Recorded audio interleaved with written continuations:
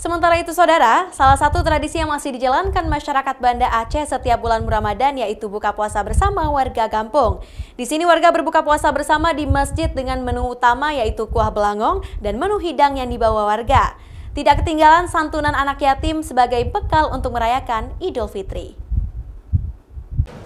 Seperti yang dilakukan warga kemukiman Lungbata yang menggelar buka puasa bersama di Masjid Jami Lungbata, Banda Aceh ini, persiapan ini dimulai dengan memasak kuah belangong hasil swadaya masyarakat secara bersama-sama. Warga juga membawa hidang berbuka puasa yang akan disantap bersama kala waktu berbuka tiba. Sumbangan berbuka puasa dan santunan anak yatim dari warga kemukiman Lungbata ini secara turun-temurun sudah dilakukan untuk bersamaan warga kampung. Kegiatan buka puasa bersama ini diawali dengan santunan anak yatim. Saat waktu berbuka tiba, seluruh warga dan undangan kemudian menyantap hidangan berbuka dengan menu utama kuah belangong. Panitia juga membagikan kanji rumbi sebagai sajian khas berbuka puasa kepada warga.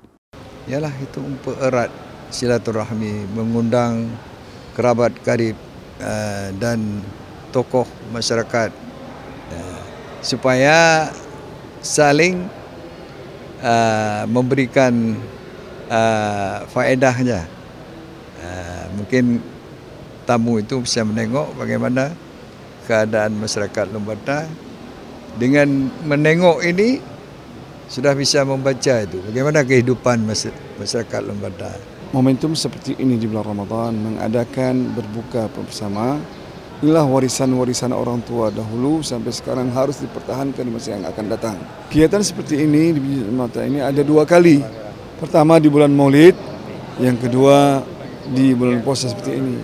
Disebut dalam tradisi masyarakat Aceh Tamat Daruh atau acara pada Nuzulul Quran.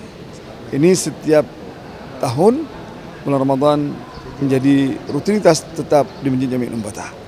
Buka puasa bersama seluruh warga kampung di Ramadan ini turut dihadiri oleh undangan dari Muspika Lungbata. Tradisi yang biasanya dibarengi dengan peringatan Nuzulul Quran ini menjadi tradisi leluhur yang terus dijaga, serta bagian upaya menjaga silaturahmi antar warga kampung.